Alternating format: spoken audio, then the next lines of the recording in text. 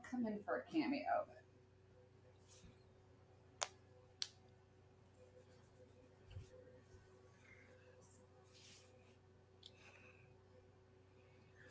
It's Wednesday night, and you know what that means. Why don't you tell them, Canada Dry? I shall choose to tell them. It is Dynamite After Dark. D-A-D. Hit it. Hit it.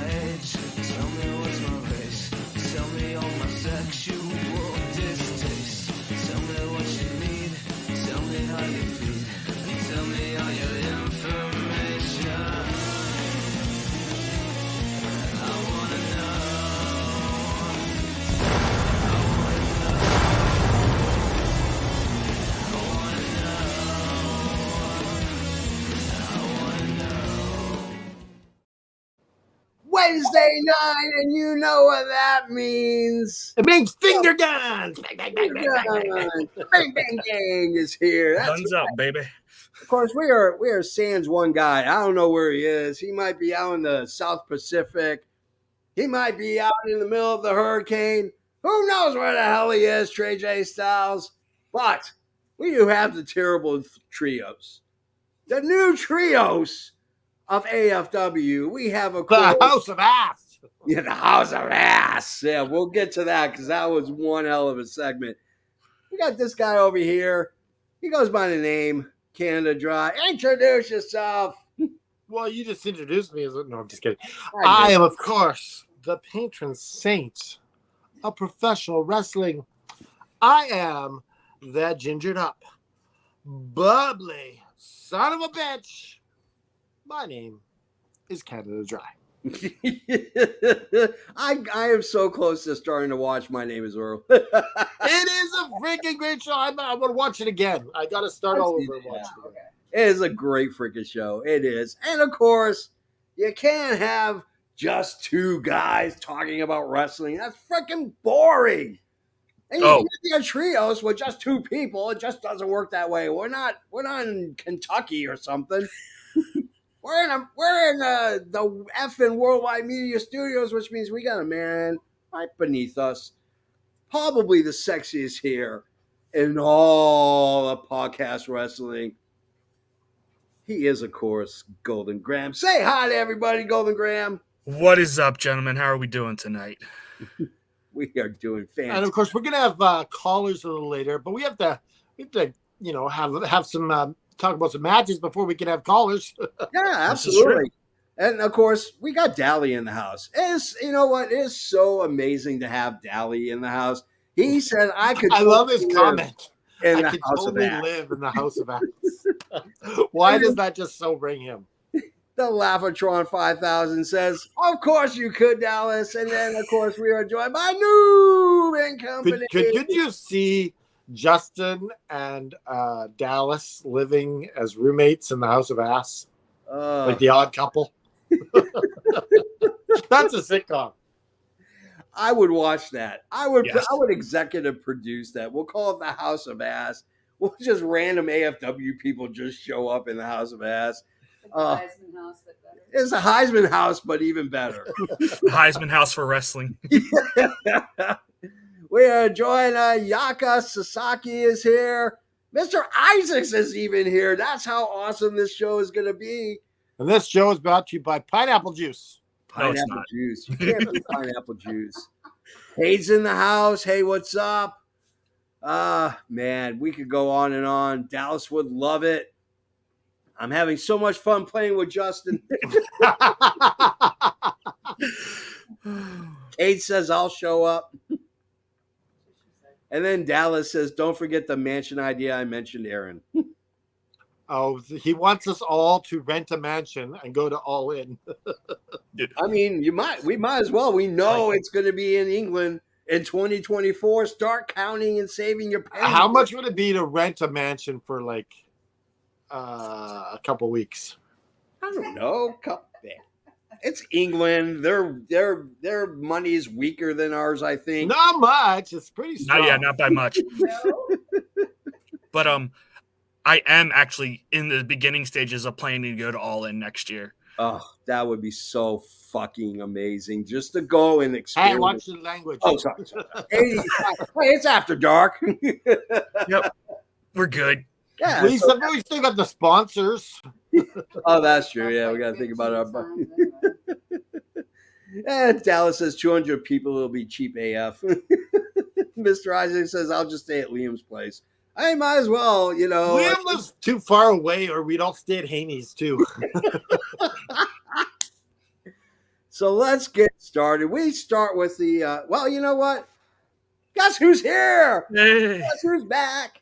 He's What? Better late than never. I know.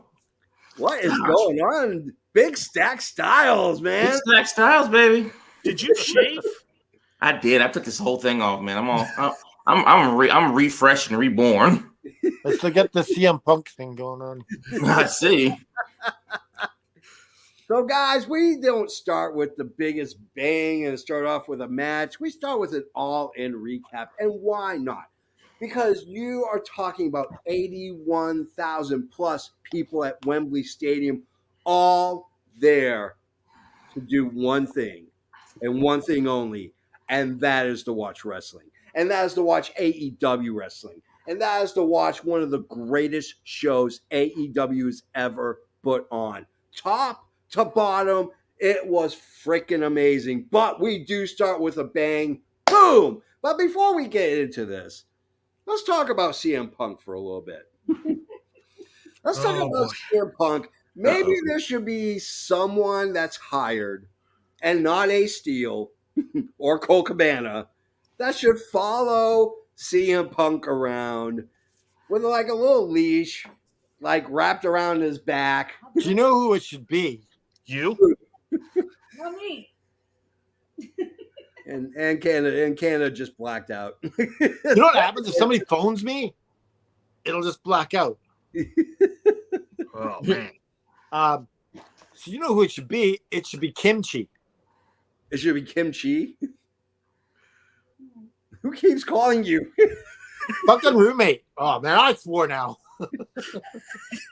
Oh, damn it to hell. They're blowing out their asses.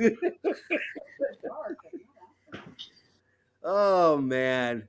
You got to love it. Anyways, yeah, CM Punk decided to take matters into his own hand and decided to attack Jack Perry. Or Jack Perry attacked CM Punk. Maybe they attacked each other. We don't know what's going on. There are suspensions, though. We are confirmed there are suspensions. CM Punk, Jack Perry, both suspended, which is good because now we'll see the FTW belt out a little bit more.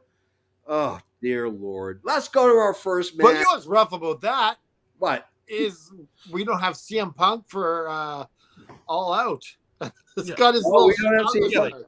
It really sucks because the person who took the worst of this is Ricky Starks, who's probably going to have a match with Punk at All Out. Yeah, exactly. And then, of course, Mr. Isaacs, he says a very important thing. Will you tell Natalia Markova to quit calling during the show? Tell her to call. Don't tell everyone, Jim. You know for a fact I'd be off the phone, off the podcast. Sorry, guys. Just be like, click. I'll talk to you suckers later. And then I gotta go. CM Punk is in Las Vegas right now. Brent Barr, man, live from Vegas. Man, you guys are awesome. Oh God, I'm so glad we have such great friends and fans. So let's get to our first match. Well, you know how there's a Play-Doh figure and you squeeze the Play-Doh figure and his hair comes out of the top. Well, Jon Moxley is the bleeding version of that Play-Doh figure. If you squeeze him hard enough, he just starts bleeding. We get Jon Moxley. We get Commander. Here are a few of my notes. I was kind of hoping he would have the skewers in his head when he walked out. It's just part of his gimmick now. Part of me was just like, that should be Moxley's new gimmick. It should be he just walks in with a bunch of skewers planted into his scalp. Oh my God. God, Moxley. Another contrast of styles between Mox and Commander. Mox isn't going to wait 1 second. He just boots Commander right to the face. High flying will never beat ground and pound violence. Mox is in charge during the picture-in-picture. I love Mox's lariat. That was a nasty, nasty lariat. He's got one of the best King Kong lariats around. Not as good as my new best friend, Brody King, but it's pretty close. Yeah, but you know who has the best King Kong lariat in all of wrestling? Who's that? King Kong. Oh, yeah. You know what? That deserves something. That deserves this. A stupid, naive, silly little goose. We need more Dalton Castle on Yeah, TV. we do. We need more Dalton Castle. Dalton Castle is a gift. He is a gift that just keeps on giving. Wouldn't Dalton Castle and Orange Cassidy be like a great team? Oh God, that would just be hilarious.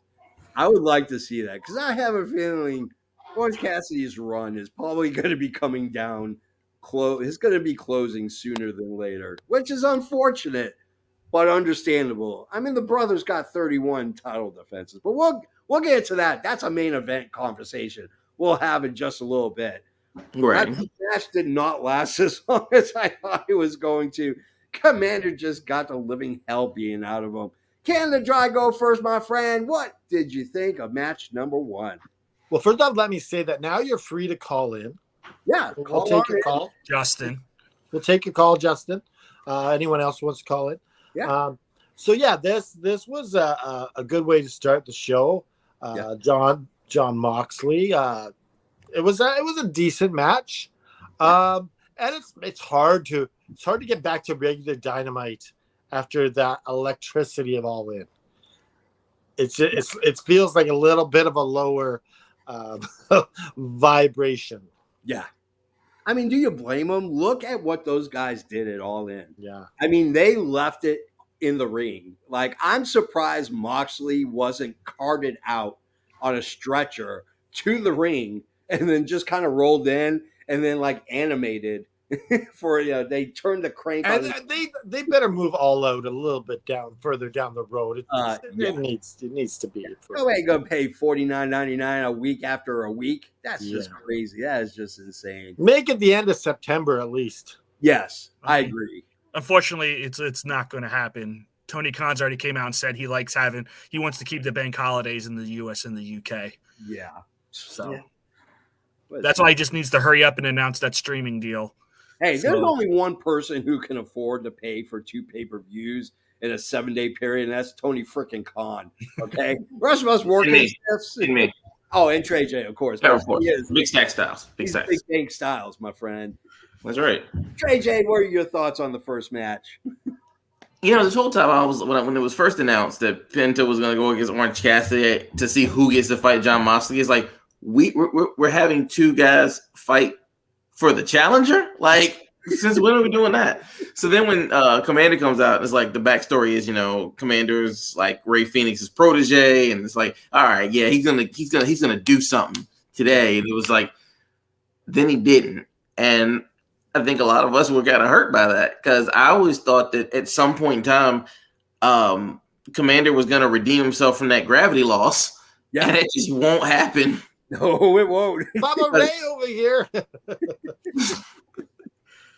Get the tables. And some of it too. I mean, granted, you never know who is there and who is like going to the went to the Bray Wyatt thing, and all kinds of different things could be going on there. But, this card was not the palate cleanser that we needed. Did you just say Trey J's looking mighty fine this evening? That's I tried to look mighty fine. Mighty fine. Mighty fine. Man down there. Yeah, true. But I still like compliments. Compliments are nice. They're Yes, nice. exactly. Yeah, you can't go wrong with compliments. Can't go wrong with this half t-shirted Captain Planet either. Captain Planet, baby. Who gets a Captain Planet pop? Bro, why would you not get a Captain Planet pop? Captain Ray J, Planet. you know Oh, what he's like the worst ever cartoon ever. Whoa! Whoa, Wow. whoa. Oh Whoa. no, you did not, Ken. This is all because nobody from Canada got a ring, isn't it? No, because it's stupid. That's why. But Captain Planet, he's a hero. He's gonna take pollution down to zero. The role of Canada Dry is going to be played by his understudy, Justin. That take Kate. Is Justin here? He is. He is. I'll bring him in after we go to Golden Graham. Okay, so first off, on this card, we're gonna have to cut some slack here for TK because between traveling back from London, the hurricane in Florida, and him giving people off to go more in Wyndham Rotunda, Yeah. like I think I wasn't really expecting much from this card in terms of anything really. Yeah. But this match, like, it was better than what I thought it was going to be just by how this match started with Commander getting his head kicked off by Moxley. So, Has Commander won a match yet? I think he's won one. yeah, I think he so. won his first one. That's it. He's won quite a few in ROH. Yeah, he's won a couple in ROH. Yeah. I think he got that one win over Action Andretti. Yeah. I mean, who doesn't have for a all win the over moves Action he Andretti? does, he doesn't win. Chris Jericho. Yeah, I knew you were going to say that. You know it. But you said it best, JP. Like, styles make fights, and a high flyer and a ground and pounder always makes for a good matchup. Yeah, absolutely. Let's bring Justin because I think Justin has something he wants to say. Justin, Laughatron 5000, my friend. What's going on, brother? Okay. First of all, I just want to say I agree with Joe. The fact that TK did all of this, like with the travels back from London to hurricanes in Florida, which, by the way, please stay safe down there if you live in Florida. Yeah. And to Wyndham Rotunda's services being today.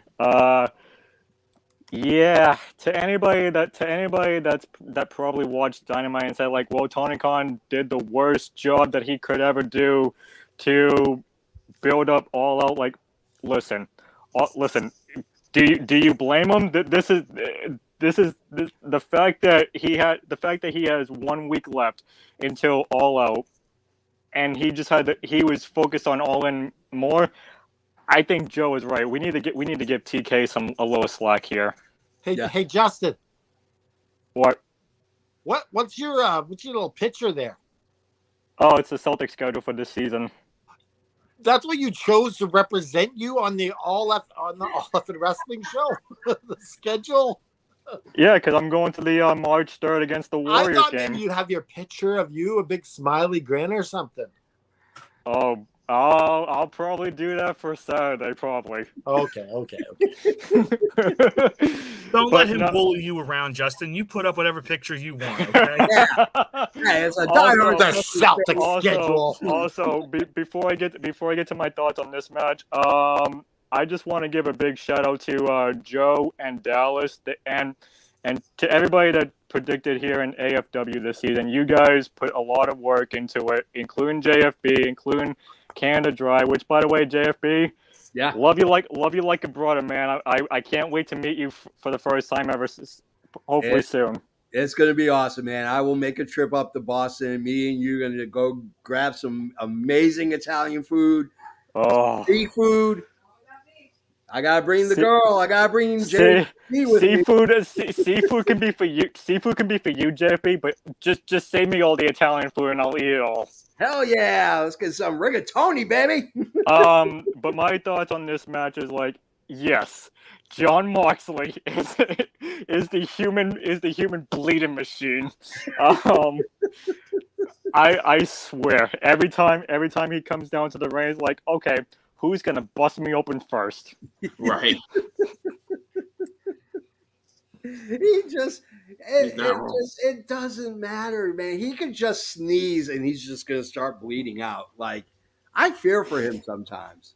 Pretty much, and then they'll be like, "What? Did you get a nosebleed?" Like, nope, I just sneezed and my whole entire head busted wide open. I'm telling you right now, if he doesn't start coming down to the ring with skewers in his head, I'm going to be bitterly disappointed, because that's a look. That's a real gimmick right there.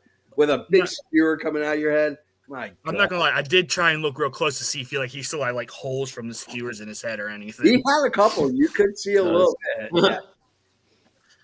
Well, they were technically what do you call them? Puncture things for what do you call it for that meditation shit where you pick acupuncture. Yes, acupuncture things. So they're built for that. Yeah. Well, at least that's good to know. Wooden skewers, man. That's for shish kebab. That is for shish kebab and shish kebab only. For propane and propane accessories. I was like, next time, if that happens, I want to see him take it one step further, because sometimes when they do acupuncture, then they light them on fire. Oh, yeah. All right, Justin, we'll see you later. All right, see you guys later. Later, bro. See you, Justin. Hey, Golden Graham, can you send see if Dallas wants to call in? Can you send him a link? Yeah, Dally, come on, man. Get on the show. You know the link. Oh, man. We get a great video by Orange Cassidy. Great video promo by OC. I was really, really surprised. I'll talk more about Orange Cassidy, but there's a difference in Orange Cassidy now than there has been at the beginning of this reign that he's has the IC champion. So we get the video backstage with the Bucks. They're disappointed by the loss. Can you blame them? The so-called greatest tag team in the world got bested by the actual greatest tag team in the world. FTR comes in to show them some respect. And then who in the world invited the Bang Bang Club? They just walk right in, saunter in. Well, there's 4 of you and there's 5 of us. He's including the cardboard cutout of Jay. How awesome is that? That cardboard cutout could probably wrestle better than half the people, okay? Let's just say there was a time when the JFB actually thought about using a cardboard cutout in my car so I can drive in the HOV lane.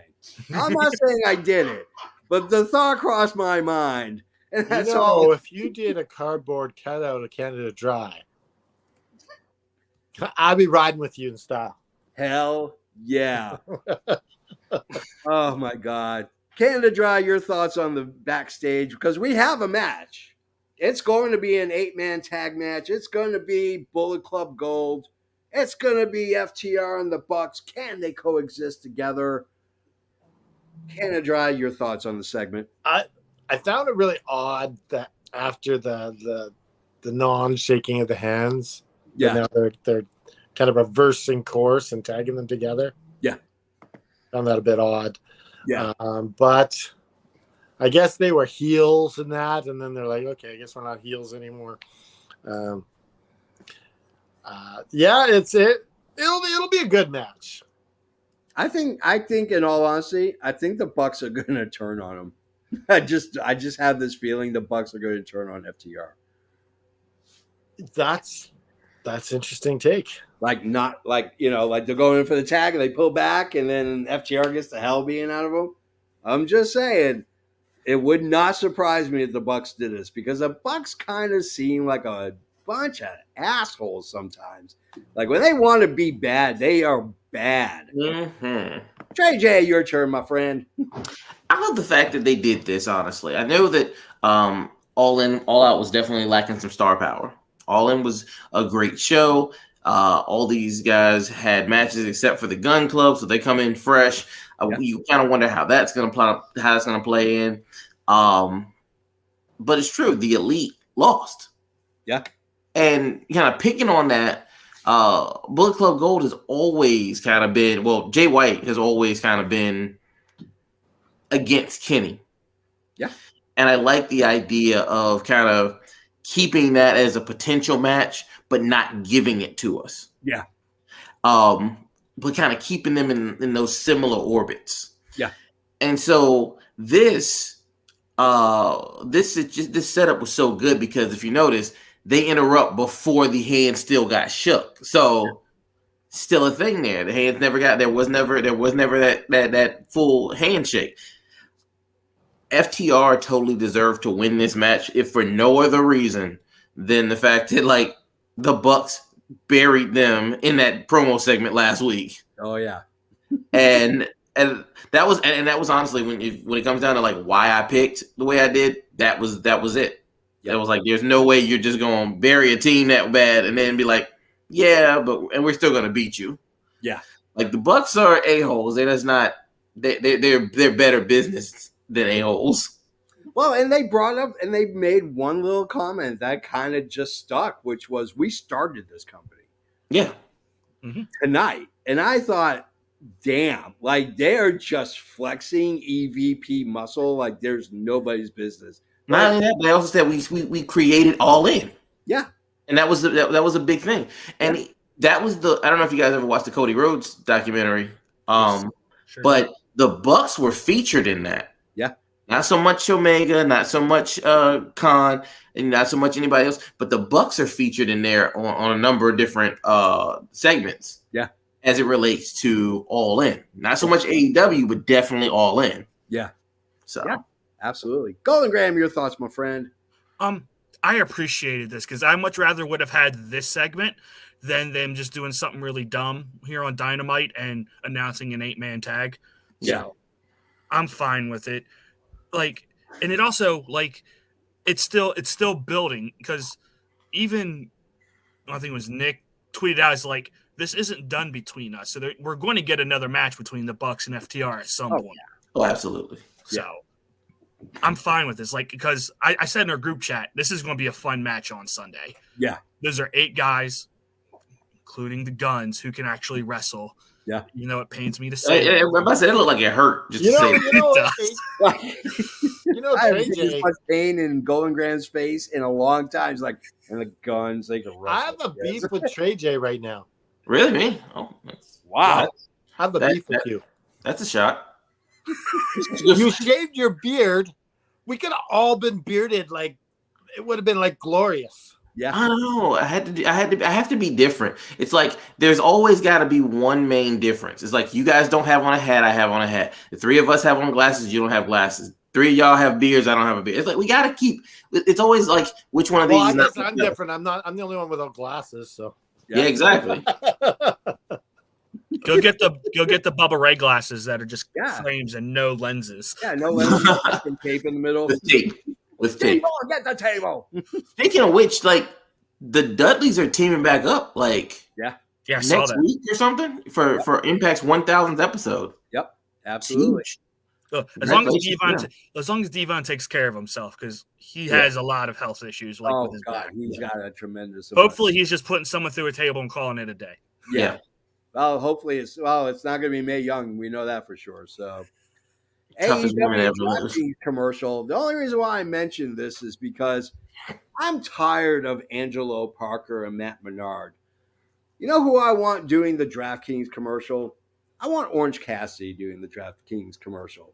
And then she could be like, who gets the first pin? He's like, I don't know.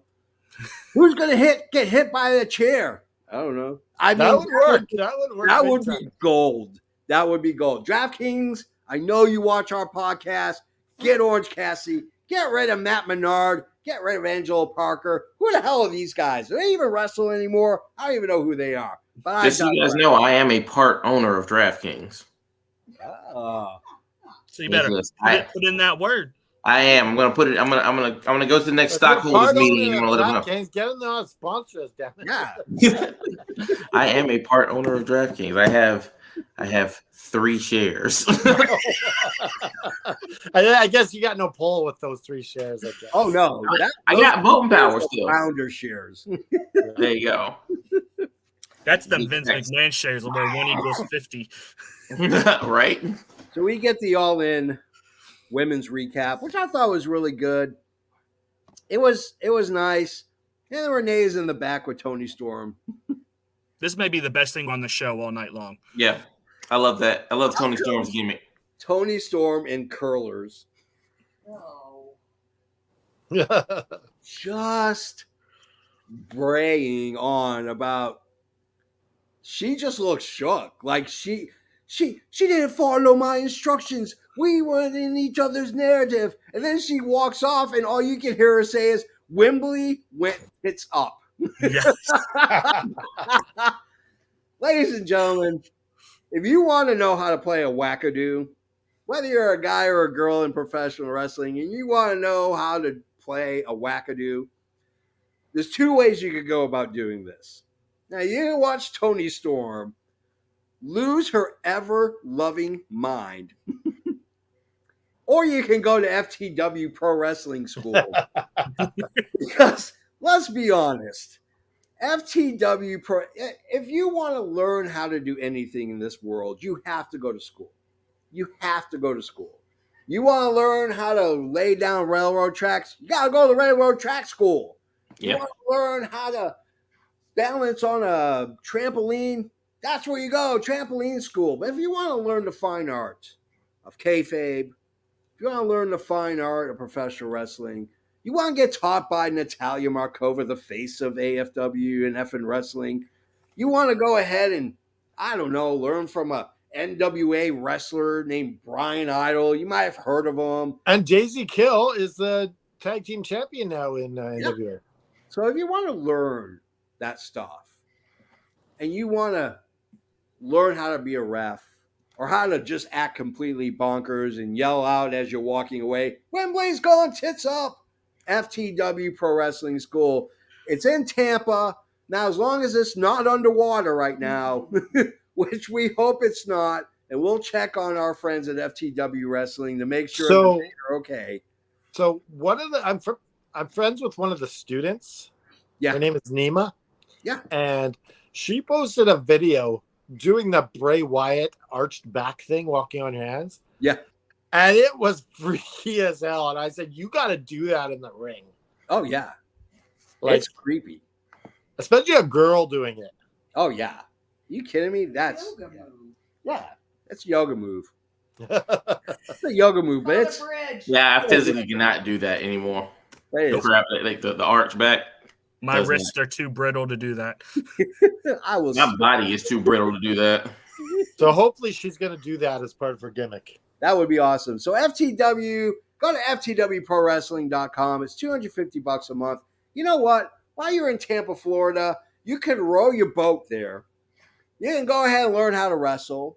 You row your boat back to your apartment. You can do Uber on your boat and tool around in your motorboat, taking people to work, taking people to Kroger. Well, it's technically not Tampa. It's in Riverview. I don't know It's what in that is. We're just outside of Tampa. Okay, is it? Yeah. Okay, okay.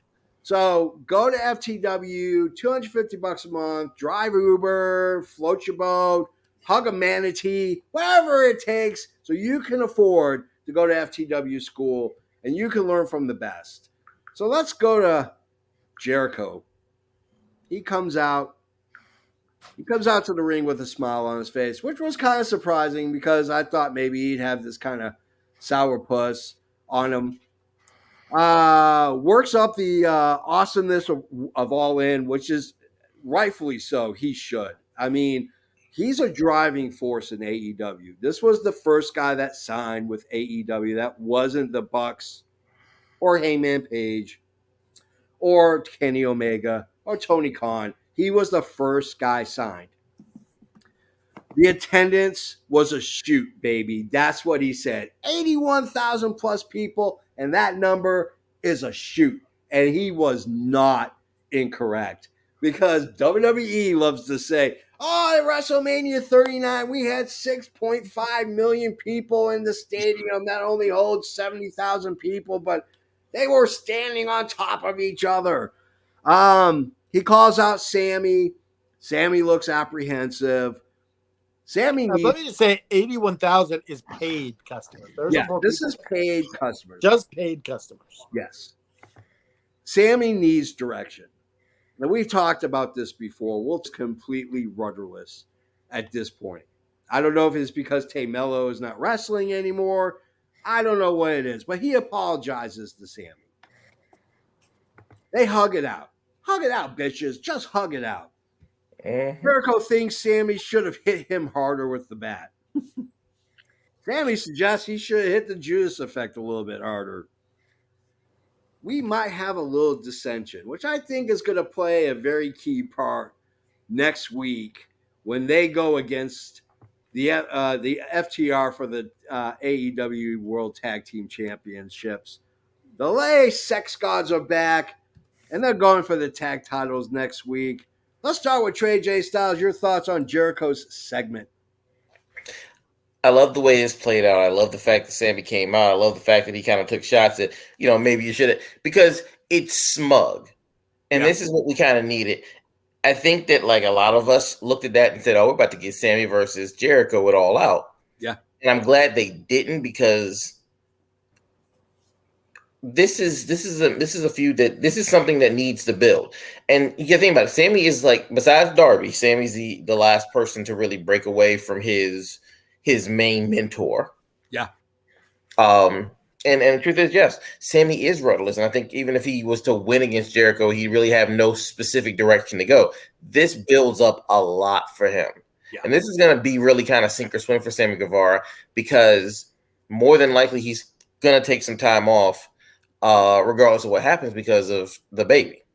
Yeah. So this is like that one big feud for him to be able to like leave and still come back from. Yep. And it has to be done right. Yeah. And this is how you start. It goes to show you how brilliant Jericho is as a wrestling mind to put this out there. Yeah. Because it's like, oh no, we're not breaking up. We're not going away from each other. We're still the Sex Gods.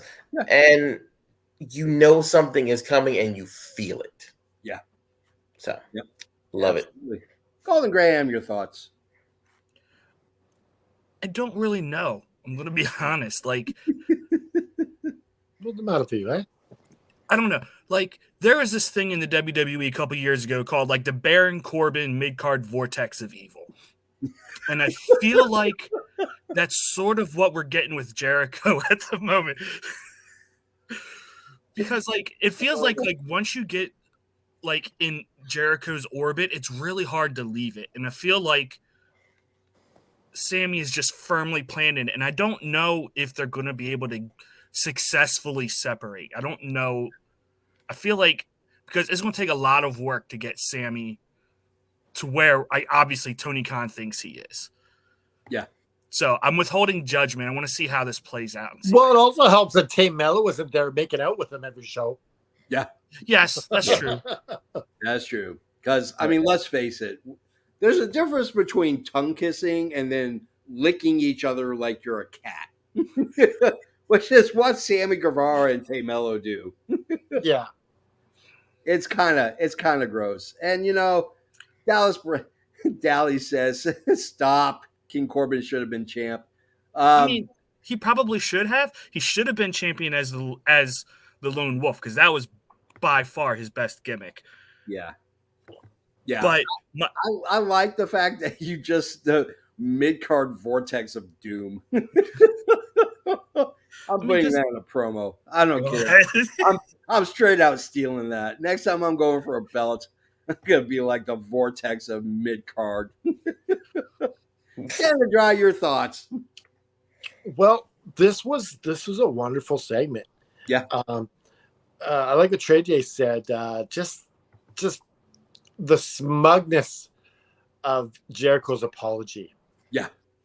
Which is like, you should just hit him harder. It's like, what? Yeah, I love the back and forth here. Yeah, as I was mentioning, had Sammy not been making out with Tay in his first breakaway, yeah, he might have made it. Yeah. But it was just so unattractive seeing those two make out every show. It was just like pushing the fans away. Yeah. And that was just in the middle of like him breaking up with Pam, and then he's got this new hot blonde on his arm. Like, yeah. But I don't know if you guys have picked this up. Jericho's character in AEW is Judas. Okay. It's the song Judas. I'm gonna push you all away. Yeah. That's him. That's who he's being. Damn. I mean, before you said that, I was going to say, like, it feels like he is like a carbon copy of Don Callis. He's a very, very manipulative. No, he's the Judas song. That's him. Yeah. The lyrics, I mean, damn, Canada Dry, dude. You just freaking blew my mind. I thought it for a while. I was holding that one back for a while. You had to make sure it was actually happening before you threw it out there, huh? Well, it's been happening since he created JS. Yeah. Yeah, absolutely. Man, that's some heavy stuff right there. That's some heavy, heavy shit. Holy cow. Mox is in the back. We have a segment. He goes, it's not about the bark. It's about who's got the biggest bite.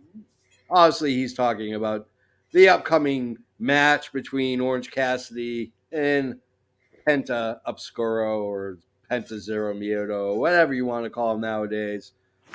We finally get into our second match. By God. That's my JR impersonation. By God, we got a second match. Wheeler Yuta, Eddie Kingston. Here are some of my notes.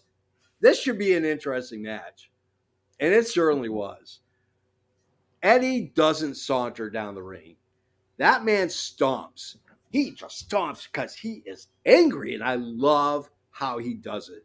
He does. There's no parade. There's no beautiful entrance. That man comes down because he wants to do one thing, and that is to create violence. That's why I love Eddie Kingston. Kingston with the head wrap. Two guys who fight like drunks at a bar. I love this matchup. They just beat the living shit out of each other over and over and over again. And this is what the strong titles should be about. It should be about guys just beating the living hell out of each other and see who actually comes out the champion at the end. Kingston was fading from those elbows by Wheels. Great match. Claudio, of course, comes in. Eddie gets the win. Claudio comes out. I was waiting for Eddie Kingston to just rip the ring apart and go right after Claudio, but he didn't because I feel like we're building to something between him and Claudio. I feel like we're building it. Golden Graham, it's your turn, my friend. Tell us what you thought of the second match. I really enjoyed this match. It's just another match in a long line of great matches from Wheeler Yuta, in my opinion. Like, he's just Mr. Consistent in that ring. Yeah. I mean, his promos aren't anything. He leaves a lot to be desired. But in the ring, like, you put him in with anyone, and it's going to be a good match. Yeah.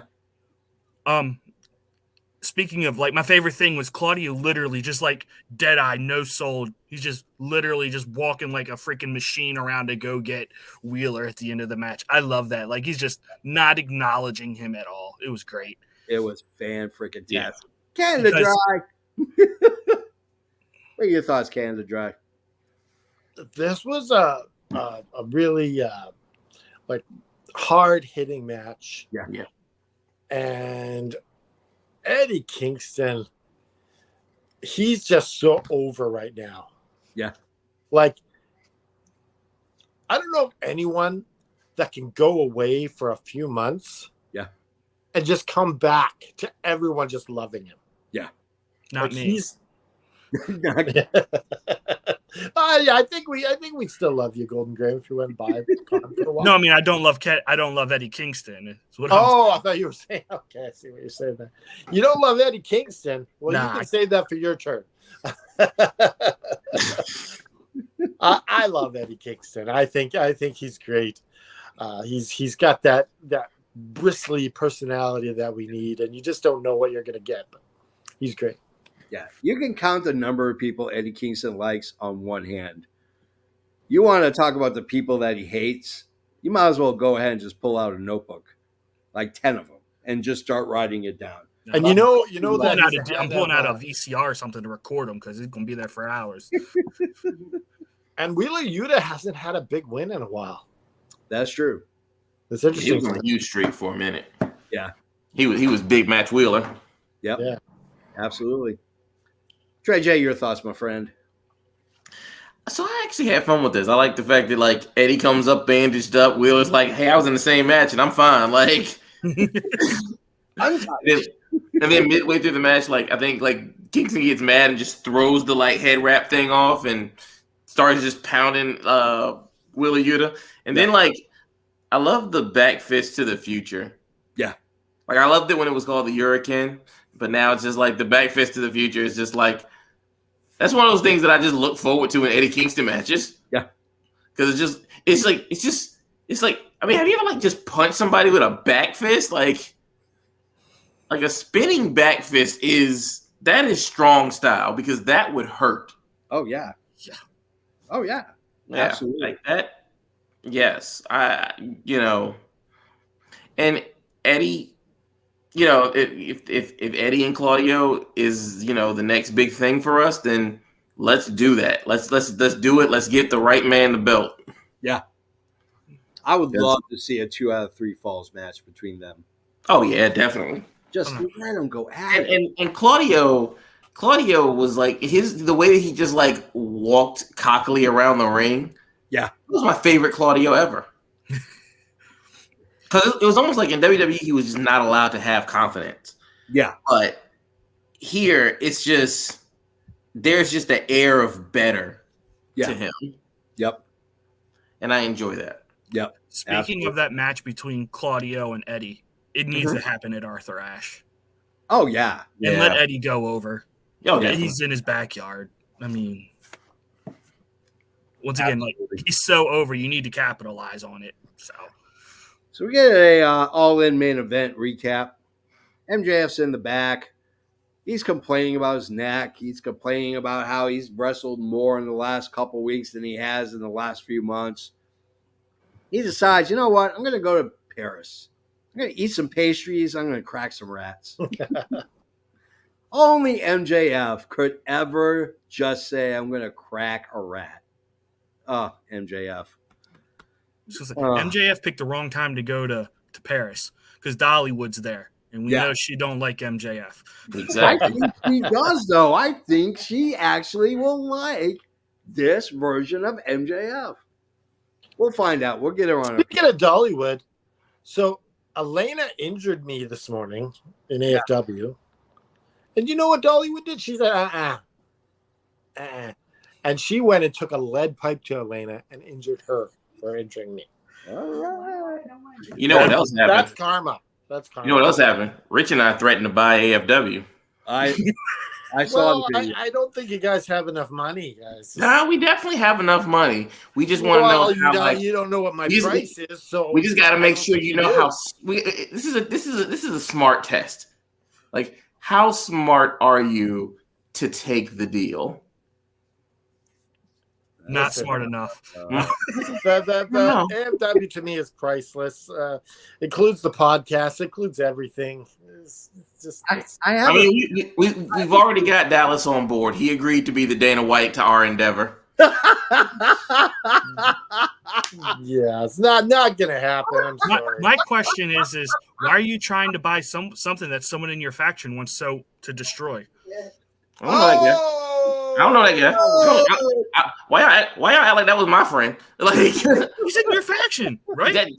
Look, I don't get along. I don't have to get along with everybody in my faction. Harry was in my faction for a while, and I never liked him. I love you, Harry. That was a joke. Harry Oh man, I love Harry. You said you didn't love Harry. That was not breaking news. It was announced that it's going to be Eddie and Shibata versus Claudio and Wheeler at All Out. Hey, you know what? That is worth $1 million. I would love to see that because Shibata, oh God, when Shibata had that hematoma, I cried because I didn't think he was. I mean, I didn't think he was going to make it. I don't think he was ever going to wrestle again. I mean, the fact that he's able to come back and he's able to wrestle, he is one of the top wrestlers in wrestling in the last 20 years. I mean, it was so happy. It made my heart sing that he gets to still wrestle because there is a generation of kids that need to learn from Shibata. And that's just an honest truth. So we And go he makes it look so effortless. The way he is just so he is like buttery, silky smooth. Like I didn't get it. I didn't get it at first. At first I was like, who's this Shibata guy? Like I didn't know the history. I didn't know Noah for one. And it was like to watch him, it's just like he's so good. Yeah. Oh, it's amazing. It's amazing. So Renee's in the back with Sammy. Here comes Uncle Don. Uncle Don seems like, Uncle Don seems like the guy that lives in your basement and you get the DirecTV bill and there's like $300 worth of the most god awful named porn you've ever heard in your entire life. Like backdoor bimbo bowlers from Buffalo. And you're like, who's ordering this? And Uncle Don's in the basement drinking a natty light going, anyways, he comes out. He starts talking. Uncle Don needs to get on the freaking Google machine and watch it for free. That's what I'm saying. Hey, the internet porn is for free. You just gotta learn where to look for it. I mean, that's a step up because Kenny made Uncle Don sound like the guy who pays for college but molested you. Oh! He took a 12-year-old boy and he stuck things in me like, wait, bro, time out. He's like, come and sit on Uncle Don's lap. Let me tell you Anyway, moving along. Real quick, that line definitely makes the whole vial of stuff that he injected hit differently now. It does. It does. You give me a vial of this and a vial of that. Who's I going to question? It's Uncle Don. Oh, God. Anyways, they're hyping the Battle Royal in the tournament for the Battle Royal for the Ring of Honor titles and then the tournament that will crown the next person to take on MJF for his title. And then here comes Adam Cole. It's story time with Adam Cole. If you think, in all honesty, Adam Cole is going to come out and no shenanigans is going to happen, then you're an idiot. Because who comes out? The Kingdom. Now, for those who don't know, because you're not Ring of Honor fans or you're Ring of Honor newbies, let me play a little soliloquy for you, if I can. The greatest faction in Ring of Honor, or at least one of the greatest factions, of course, is the Kingdom. Out comes the Kingdom. Roderick Strong, Matt Taven, Mike Bennett, they all come out. Roderick Strong is the most emo person, so pissy and so emo that I've ever seen in my entire life, which is a huge departure.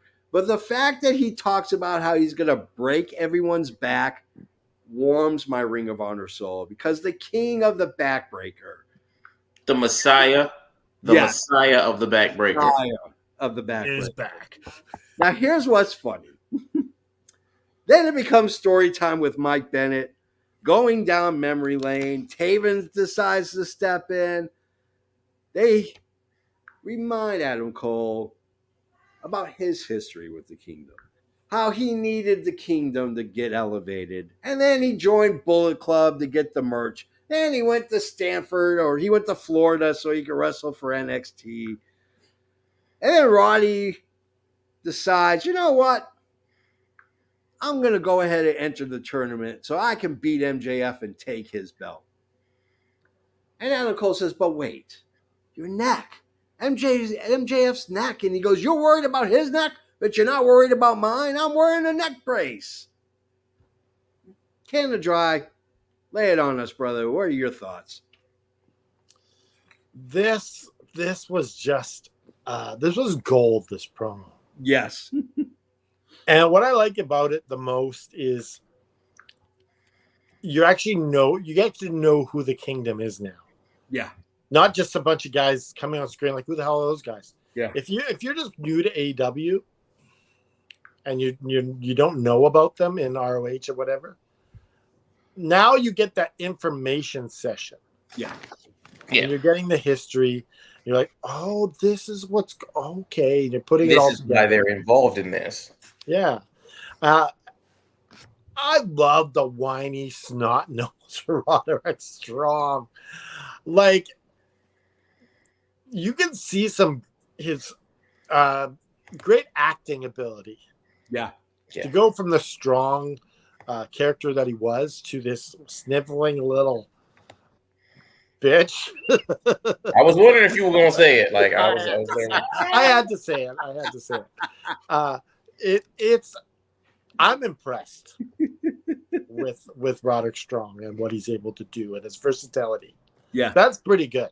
Yeah. Like, he's doing it better than The Miz. Yeah. Oh, yeah. I mean, he's doing it. He's doing what The Miz did 20 years ago. He's just doing it way better than The Miz. Yeah. Dallas decides to chime in and says, on Collision, Ricky Starks will challenge Ricky the Dragon Steamboat to a strap match at All Out.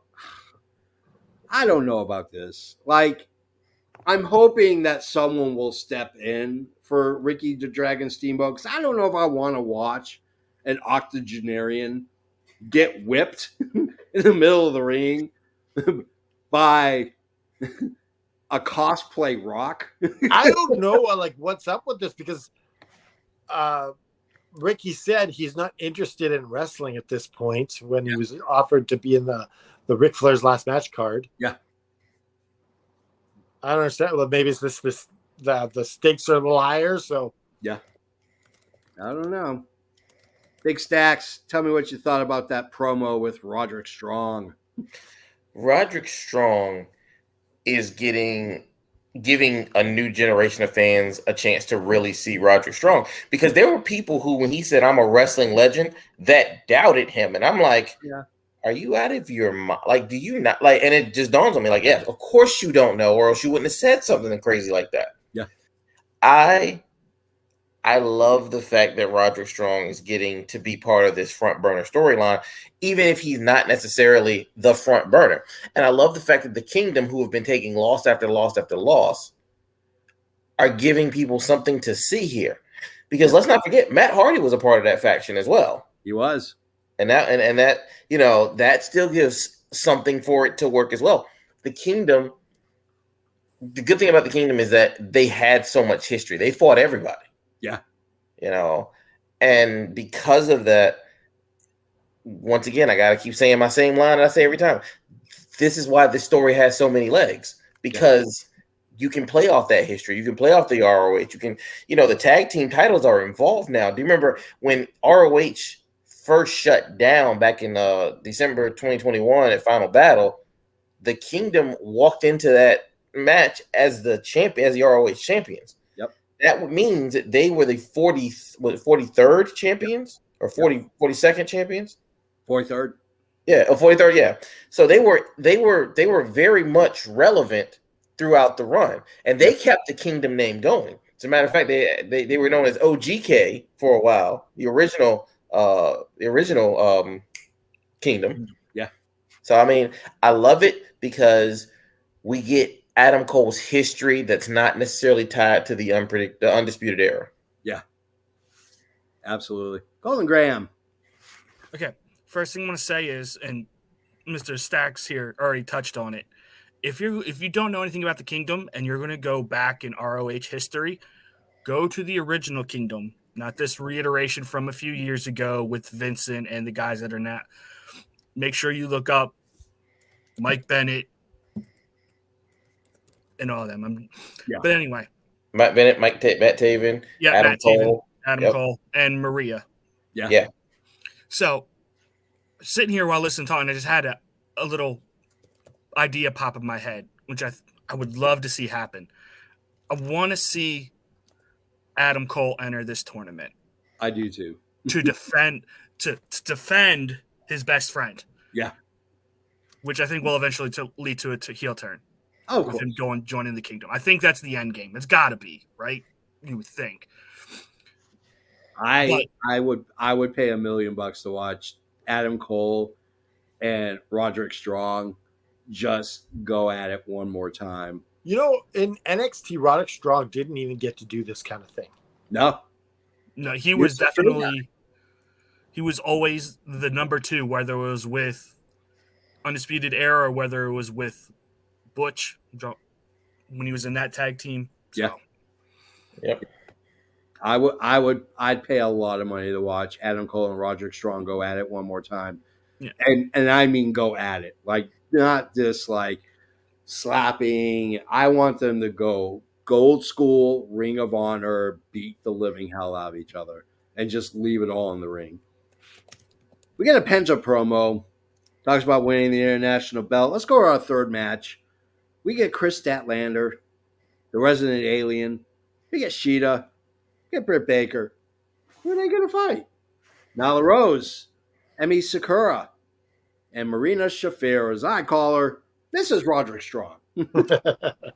Here's some of my notes. Interesting match. I did not see this one coming. I don't think they really hyped this match at all. Sakura is amazing. And she isn't going to wait. She goes right after Sheeta, which I thought was really good because that harkens back to their old days at Shimmer. She's just freaking amazing. So Emi Sakura is just freaking amazing. I've always loved her. She's like 5 foot nothing, but God, she packs a punch. Like, he just flies all over the place. Great back and forth. I like that Britt connects with Sheeta, her own teammate, by accident, supposedly. And then great win for Statlander. And then, of course, here comes Ruby Soho. Ruby Soho. And she comes out and she lays out our girl, Chris Statlander. We have a TBS match. It's going to be Chris Statlander. It's going to be Ruby Soho. It's going to be for the TBS title. It's going to be freaking awesome because let's just face facts. Chris Statlander is freaking awesome. And I don't want to see her have a long, deep TBS run. I want to see her really put the rub on her to make her the AEW women's title, women's champion. Canada Dry, you go first, my friend. Thoughts on the third match? I thought this was a decent match. Yeah. Good back and forth. Like seeing Emi Sakura on Dynamite. But yeah, I like the match, the TBS title on All Out. Yeah. Ruby Soho, another notch in Chris Statlander's belt because Statlander was the one who originally lost to Ruby Soho in that TBS title match. Yeah. And that's where everyone was booing Ruby Soho because they thought that they made the wrong call. Yeah. Yeah. So this is a bit of a fix-it sort of match for the history. Yeah. Yeah. Big Stacks, your turn, my brother. I like the history with this. This was like one of those things where you're like, the last time we saw Britt Baker and Sheeta, Britt was trying to lock in the lockjaw while Toni Storm was getting pinned. Yeah. And now they're teaming up. Yeah. And then, like, I think right after this match, they announced that, like, the Outcasts were going to team up. Yeah. And go against the same three again. And I'm like, I don't know about this, guys. I don't know. I'm not too sure about this. And it's a whole lot of potentially explosive situations. Like, I would love to see Britt and Sheeta go against each other with no title on the line. Yeah. And I think that if you do it right, you have just in this singular match a lot of women's storylines that can come out. And so maybe we do get more than one women's segment on the show. Yeah. Because you now have stories that we can follow. Yeah. So absolutely. I'm looking forward to. Ruby only connects the no future kick properly when it's not in a match. Yeah, that's true. I hate her finisher. Like, I'm not a big fan of her finisher either. Which one, like the kick or the other one? The kick where she spins the arm and does her little goal kick. I think it's so stupid. Yeah. I'm about to say I like the Destination Unknown kick. Yeah. Yeah. I like that one. But Golden Graham, your thoughts? Yeah, this was a fine match. I mean, I think out of all of this, I think what I want to see is a heel Sheeta. I Yeah. think that's what I want to see. Yeah, Because absolutely. as What long if- as What if Sheeta changed spots with Tony Storm? Oh, Hmm.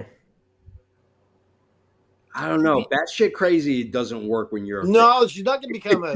She's not going to become a face, but she's just Yeah. going to okay. take over her spot, possibly. maybe. I mean, either way, we've had nothing but like, and well deserved, a face Sheeta. I think she has something special in her as a heel. I don't know much of her in Shimmer or anything like that, so I don't know if she's ever done it. But I think it would be fun to see a heel Sheeta. She had a small run as a heel in Shimmer. She had a small run as a heel in a couple of the Japanese promotions. I'm for it. I think it works. I think it works really well. I agree because like Sheeta as a face, it's not getting over anymore. It's like it's kind of stale. Yeah. I mean, put some Kana paint on her and just let her rip. Let her rip, Tater Chip. There's only one Kana. I kind of thought she was going to start doing that because for like when she came back after that long hiatus, she was starting to write words on her face and everything. Yeah. Like I thought she was going to turn heel. Yeah. Then. So we get a hype video. The Ring of Honor TV title is a great title. We've talked about other TV titles, but the King of Television, Samoa Joe, might have the most formidable foe he's ever had in his entire life. That man goes by the name of Shane Taylor. They hype that up.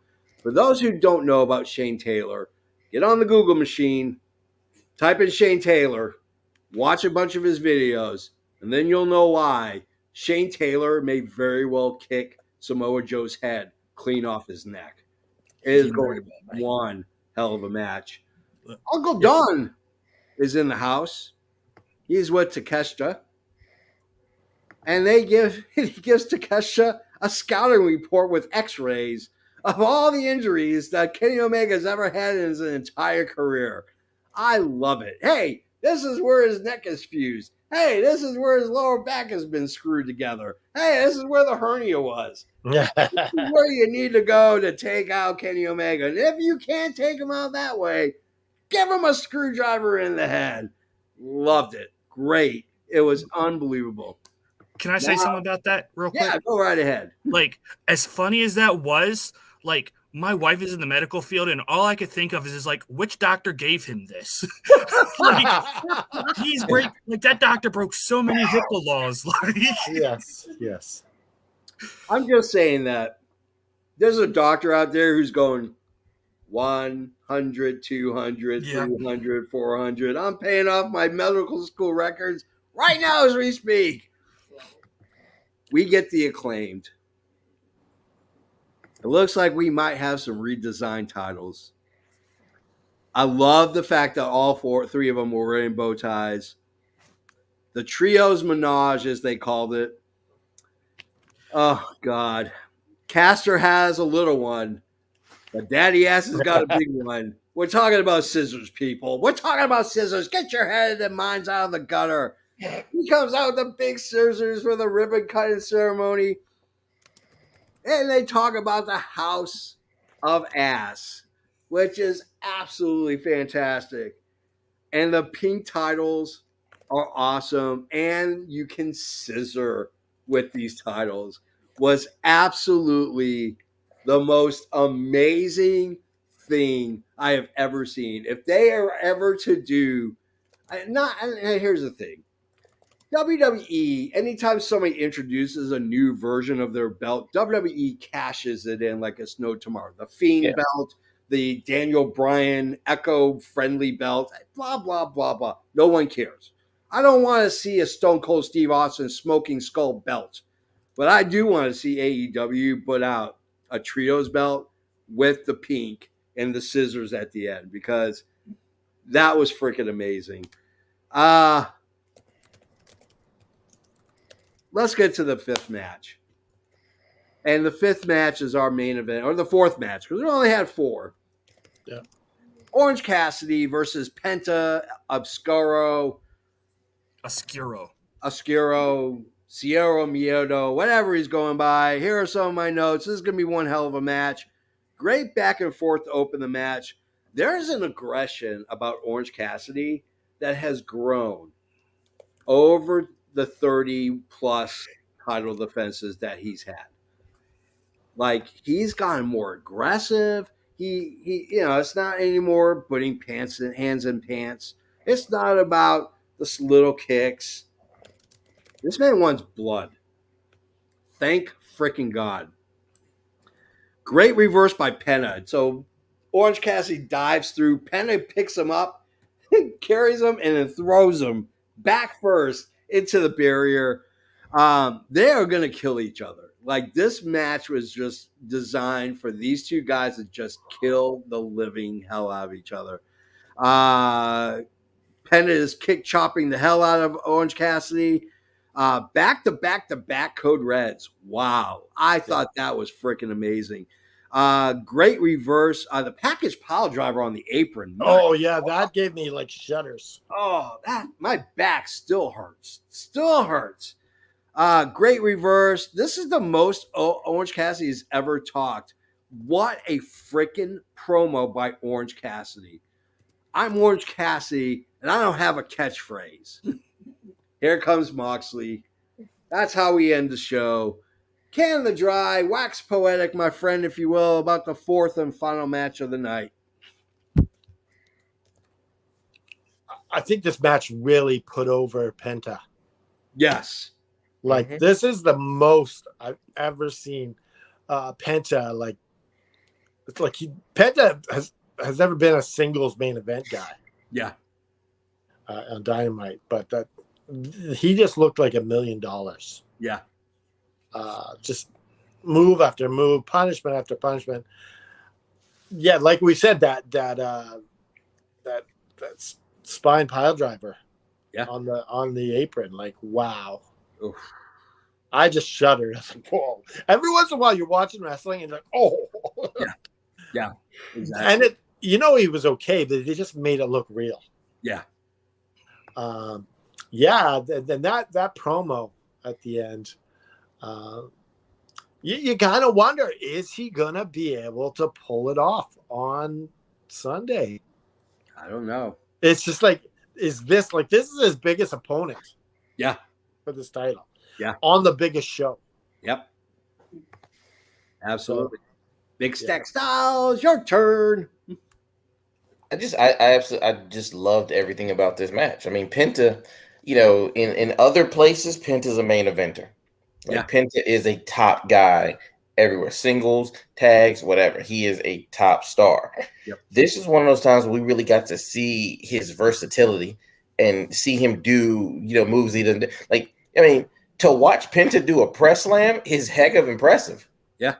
The package pile drivers, I mean, we've seen him do it on ladders, on the aprons, on different parts, and it's just like, it never looks, it never looks forced. It never looks fake. It looks like it looks uncomfortable. Yeah.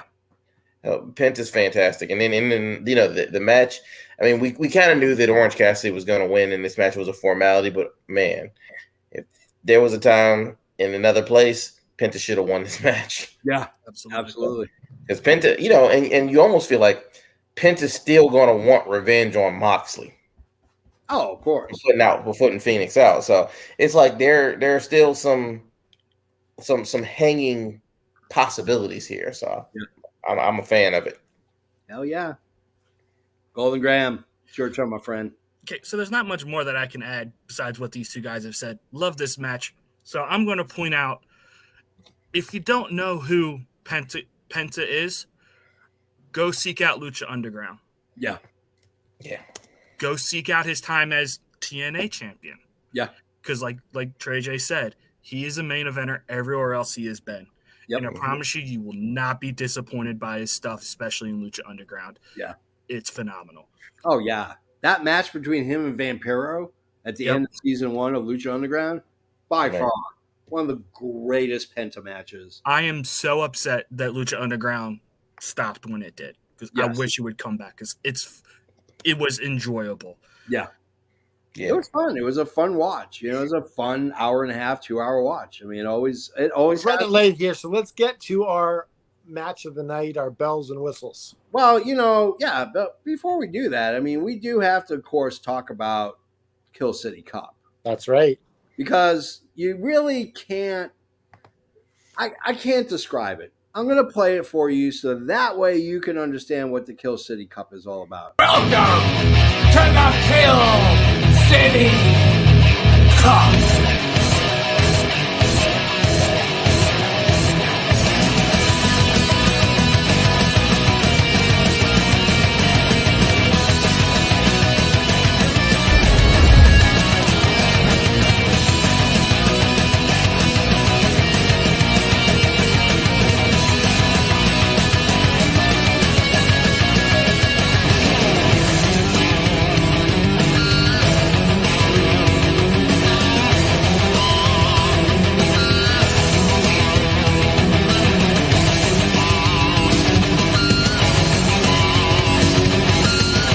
I got the world by the balls. All right. I got the world by the balls. World I just want to say that we are going to be having Luke Robert, he's the creator of Kill City Cup, on the show again in early September, along with Aurora, who is one of the stars of the show. Awesome. We're just going to be talking to him about more Kill City Cup stuff. Hell yeah. I love Kill City Cup. All right, let's get to the point where we talk about favorite matches, favorite segments, and the number of bells. Canada Dry goes first, my friend. Hit it. It's that Orange Cassidy match. He just took a beating again. Yeah. And my favorite segment is with Adam Cole and the Kingdom. Yeah. And I'm going to give this one 3.5 bells. All right. Try Jay, your turn. I'm gonna give this one a solid 3 bells. A lot of the segments are definitely leftovers from All In, which is not bad. But as far as really hyping up some of them, the rest of the matches for All Out, I understand you're working with lemons trying to make lemonade. But even with that, Orange Cassidy still delivers the best match of the night. Penta definitely was the star of the night. I mean, I have no complaints about the quality given the circumstances, but I'm gonna give it a solid 3 bells, and those are my segments. My favorite segment was definitely the Adam Cole, Roderick Strong segment, because we got to see all of these guys perform. Yep, absolutely. Golden Graham, your turn, my friend. Okay, so yeah, I'm gonna give this 3 stars. It was a fine show. Nothing offensive about it, but nothing like, oh, go seek this out and watch it. You can't miss this. Yeah. Favorite match, Orange Cassidy. Favorite segment, honestly, is that Orange Cassidy promo for me, because I've been on record in AFW a lot saying I'm tired of Orange Cassidy. Yeah. But this promo actually did something for me. It showed some more interest, a little evolution of Orange Cassidy, which I think was sorely missing with him. Yeah. So, yeah. I'm going to go with my favorite match was, of course, Orange Cassidy and Penta. My favorite segment, though, Toni Storm. The fact that she said Wembley's gone tits up just made me laugh. It was she's batshit crazy, and she does it so well. I'm going to give it 3 stars, 3 bells. You know what? It was what it needed to be. It's the palate cleanser between All In and All Out. It did exactly what it needed to do. It needed to tie some storylines up, free up the others for All Out, and that's what I'm going to get. Composite score, human calculator. All right, so I got a 3.5, a 3. Graham, what was your score? 3. 3, and then JFB 3. All right, so we have a grand total of 3.1667. Yeah, which is a very respectable score after the biggest pay-per-view in wrestling history. Yeah.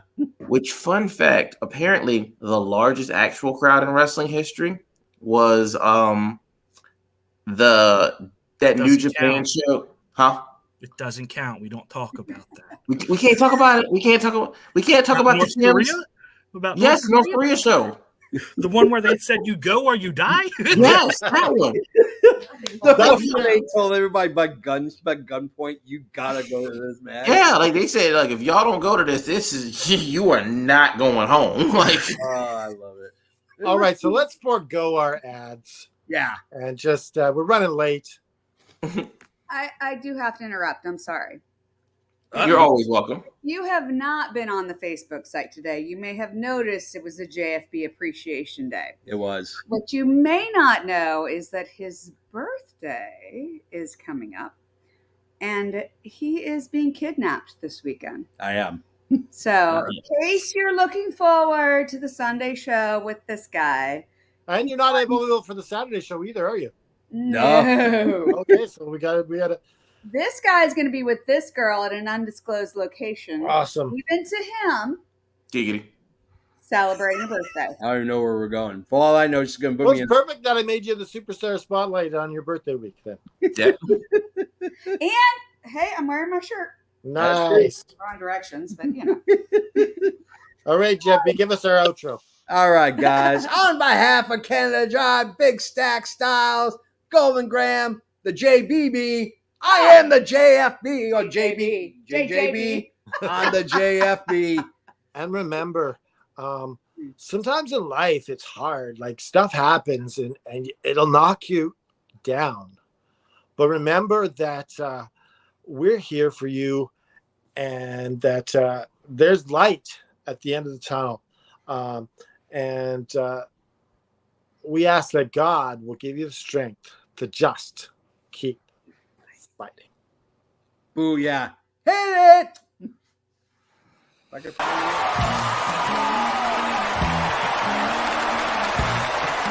This has been an effing worldwide media production.